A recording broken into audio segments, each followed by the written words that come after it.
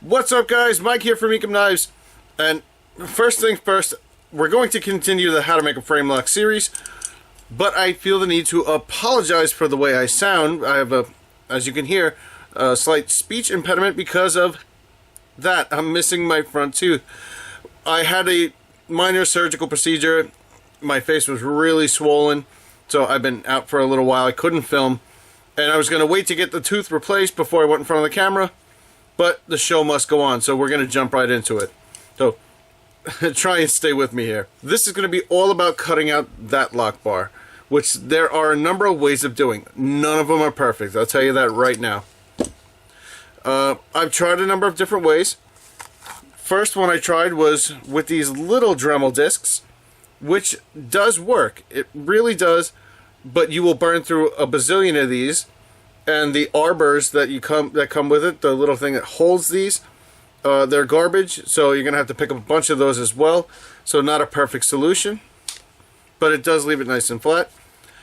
These ones work as well, the quick disconnect ones. The arbor's a little bit better, but there's flex in it, so if you're not very, very careful, it will kind of warp and get wonky on you, and you won't get a straight cut in your lock bar. And you're going to see it plain as day, and that's just all there is to it. What I've been using lately is this, and it is a slitting saw. This is high-speed steel. I got it from McMaster-Carr, and show you the bag. So that is the part number and the description of the item. These are the exact ones I used from McMaster. Okay? You don't want to get something super... Now, if you're going to buy it anywhere else, I don't care where you get it, but you want a lot of teeth, right? More teeth is better. This is about a 2-inch diameter. You want the smallest arbor you can get as well. That's important, too. I'll cover that in a second. Now, this is high-speed steel, sorry, tooth. High-speed steel, so it's not ideal, and you'll only get maybe one knife out of this. Before you have to replace it. Now, the reason why you want the small arbor... Oh, before we get into that, you want something thin, too. This is 32 thou thick. I would not go much thicker than that, or you're going to have a really, really big gap.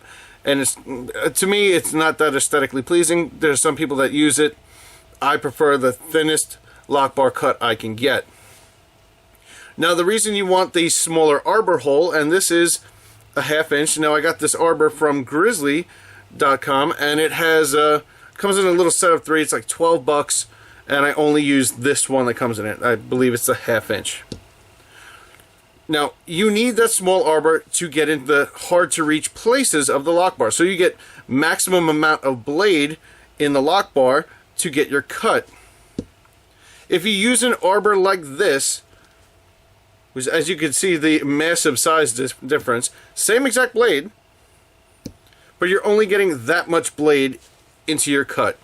So you're going to have very rounded edges, and you're going to have to drill some big holes to clear those edges. Okay, so this is the setup we're going to be using. I do this on a milling machine. I don't know, for the guys out there that don't have a milling machine, you do kind of need one for this process. I've seen it done on a drill press with the Dremel Discs. It's kind of a hokey method, but it will work. Now, I'm not going to advocate that because you can separate the chuck from the drill press, and there's a whole nother mess that goes along with that. So, for now, I'm going to use the milling machine and this little guy here. Okay, guys, first thing we need to do is drill some clearance holes in the 2 corners here. And this is why we need our template, not only to get this straight, but give us an indicator of where we need to put our clearance holes. And the reason we need those clearance holes, and I know a lot of you guys ask that question of why do you have those 2 little holes there, is because the nature of a round blade like this, you cannot get into the corners. When you get all the way over here, you see how I would start cutting into the handle, which we don't want. Those clearance holes give me just enough to cut into those holes and leave a nice clean finish. The only thing you have left is the holes. A surefire way to tell if somebody has water jet like this is you see there are no clearance holes. It's just a straight cut. So as you can see right here, I'm going to use my optical center punch. It's got this little bullseye in it. So I'm going to line it up, and I'll show you right there. See the little bullseye? Line it up right on the corner just like that. Switch it out to the punch and mark the hole.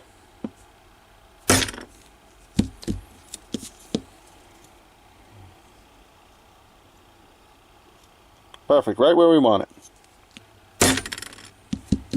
Now I got my 2 holes lined up right where I want them. So I like to use a number 44 drill for these, the same clearance hole as this. So it's about that size. It tends to be just the right size for me. You can go a little bit smaller, but you're going to be working with a little bit less wiggle room. But that number 44 seems to work out okay.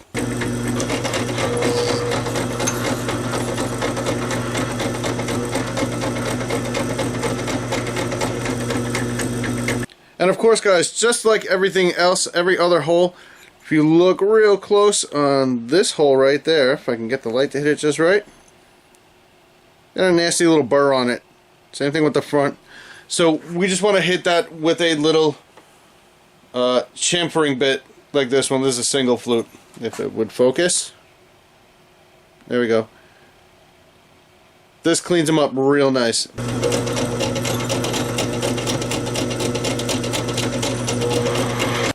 There we go, that's better. When you put your saw in the collet, you want to leave that much room there. See, about my finger wide. And that really depends on the design of your knife, because when you're passing by with the saw, as you can see, maybe I'll go behind it, maybe that'll be a better view. I'm lined up with the lock bar, and I still got to pass and clear. You see the front of the handle right there, because that's going to pass right under the collet. So have it stick out a little bit, just like that, but don't have it hanging way down, or you're going to have a lot of flex. Here's another quick tip. We just drilled those number 44 holes. So I like to use those holes as a guide to get us straight when we lock it in the vise. Now if I just put it in like that, resting on the jaws of the vise, the saw arbor is never going to clear that gap. So I need something consistent to put under it, like these parallels, and if you have a milling machine, you have these parallels, chances are. So I'll lift it up just a little bit, put those parallels underneath it, and hopefully we'll clear now.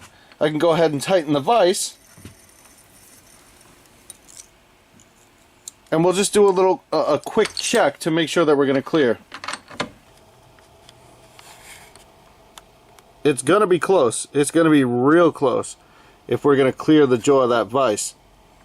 So I might have to shim it up just a little bit just to be on the safe side. As you can see, I added some 20 thou shim stock. This is really just G10 liners, but they happen to be a consistent 20 thou thick. And now this setup is repeatable. So if I have to swap out a saw blade or anything, I know I'm going to get lined up. Just so I'm not going to make 2 separate cuts or it's going to look screwed up in some way. So I'll lock that down and we'll get cutting. Now these saws all have a little bit of wobble to them, as you can see. So I like to sneak up on it. I'm running about 200 RPMs. You have to run these really slow. Do not overheat them or you'll dull them really quickly. They get dull quickly as it is, so just baby them, okay? And you'll get through no problem. Be very patient with this step. What I'm doing now is probably hard to see on camera, but I'm just millimeter by millimeter, I'm getting closer and closer to our template. Now I can go so easy that I'll just take off the paper, and what I'll do is I'll make fine adjustments in the height of our saw to line up with our line so it's centered in those 2 holes. So I'm just inching my way closer and closer and closer until I'll hear the paper touch before the metal.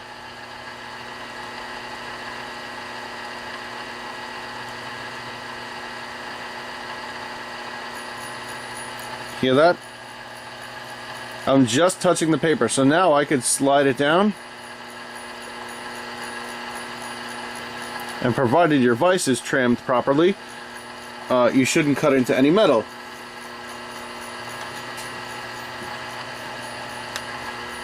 I'll back it up so you can see what I'm looking at here.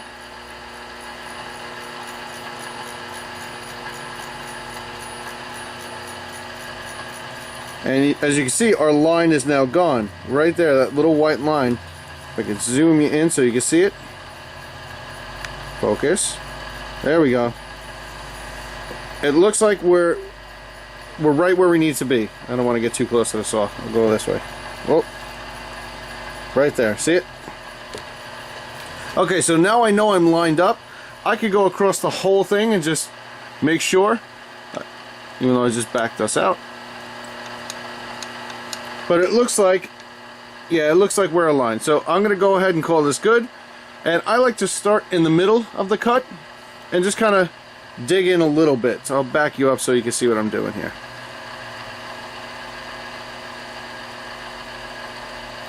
And you can listen to it because I do this by sound. You'll hear if the saw is struggling. Okay, we're just hitting metal. We're hitting the titanium now. And I'll go in just about that far, which I don't have an exact measurement, but I'll do that and kind of walk it around. You know, for the next pass, I'll give you a measurement. I'll turn on the readout. For you super particular guys out there. So I went in a small amount, and I'm just kind of walking across the blade up into that line, up into the hole rather. Don't overshoot the hole.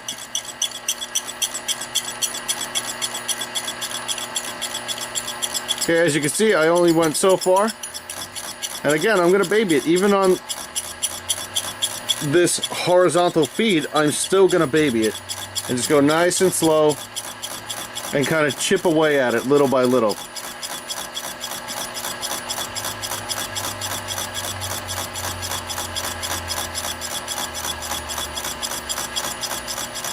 As you can see, we're starting to cut now. So now I'll turn on my readout, and this is the y-axis. Origin. And I'll give you a number. I don't want to move the camera, but I'll move the camera. Alright, so it's getting louder because we're just kind of stationary and sitting there. Alright, so I'm going to go in.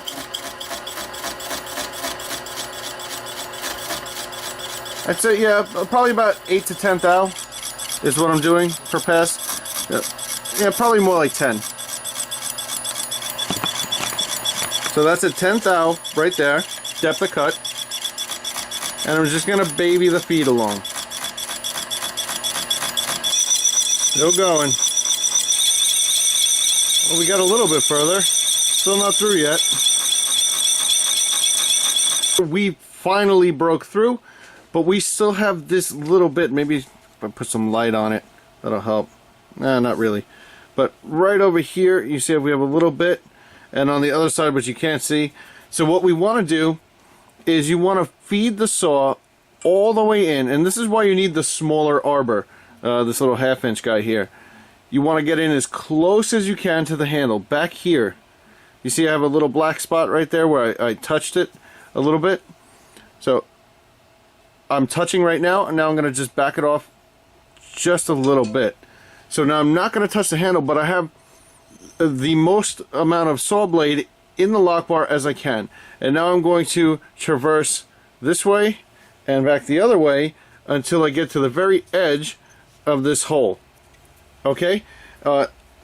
That's just to get a nice clean cut, and we're going to have to go on the opposite side back here and come from the back and do the same thing. Go all the way to the edge of the holes, and we'll have a clean cut from hole to hole. And I don't just want to break into the hole, I want to go as far into the hole as I can without touching the other side. So let me see if I can get even a little more light in there. Just so we can see it.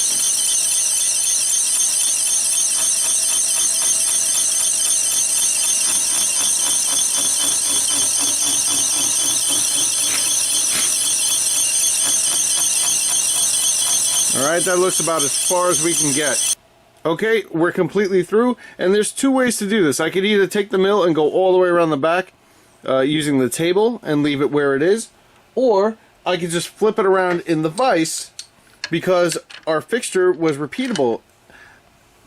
Now, the other nice thing about these saws is because, oh, I bumped into you guys. Because they're so rigid, I could do one of these. Flip it around.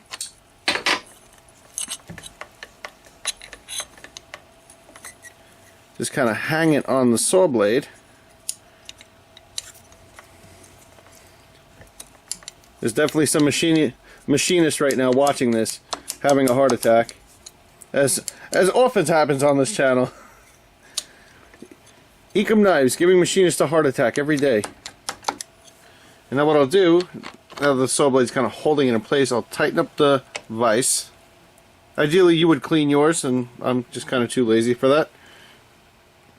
Alright, we're nice and tight in the vise. So now I should be able to, with a little dry run, and look at that, lines up perfectly. Okay, so now I can do the same thing and go to the very edge of those holes again, and we'll have a nice clean cut.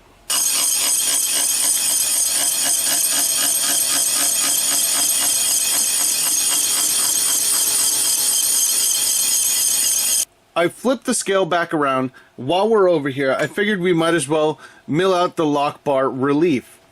So I used the saw blade to flip it around and align it so everything's flat. You could use the drill bit trick like we used earlier. Whatever it takes to get this nice and flat, unless your design calls for something different. Now, to mill the lock bar relief, and here's an albatross blade that I've done already. You can see the relief there. I'm using a 4-flute 5/16 carbide ball nose end mill. I get these from Lakeshore Carbide. Great end mills. Now, get your pens because this is very, very important. Write this down. This thickness right here, this little web, I find the best action, and like I said, I'm sharing all the secrets. The best action I get from about 45 thousandths of an inch thick. Anywhere between 40 and 50 seems to be the magic number. 35, and this is way too soft, and 55, and it's a little on the stiff side. Unless your design calls for that, you have a very heavy blade, maybe you want to go a little bit stiffer. But I prefer around 45 thou.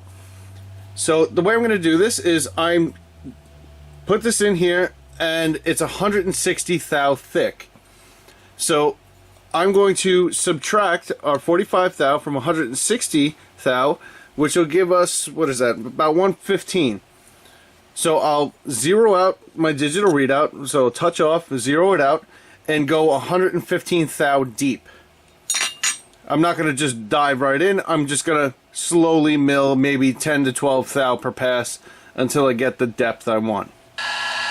One more thing to note, guys, is you want to have the ball part of the end mill past the lock bar cut. Okay, so you want to get it underneath here. So overshoot it just a little bit. I'll exaggerate it for the video. So from your angle, you want it about there.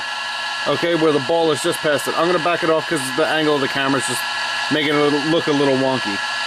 We could always go a little deeper later if we have to. Okay, so I'm going to slowly approach. I'll cut through the paper first. And as soon as I hear metal, I'm going to zero. Alright, there's the paper. More paper. And there's our metal right there. Alright, good. I'll zero that out. Okay, so now I'm going to go in, call it about, I don't know, let's go 8 thou.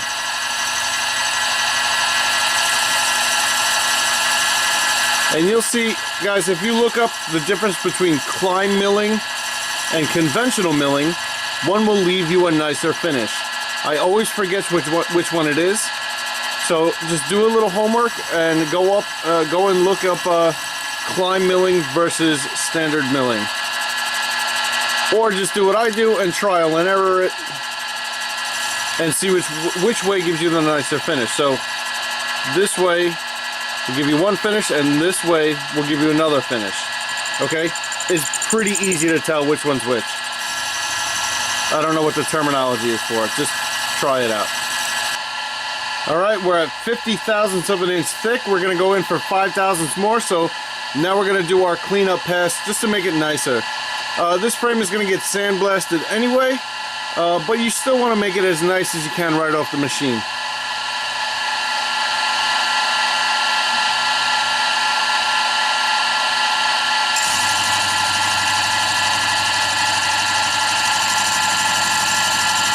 Alright, let's see how we're looking.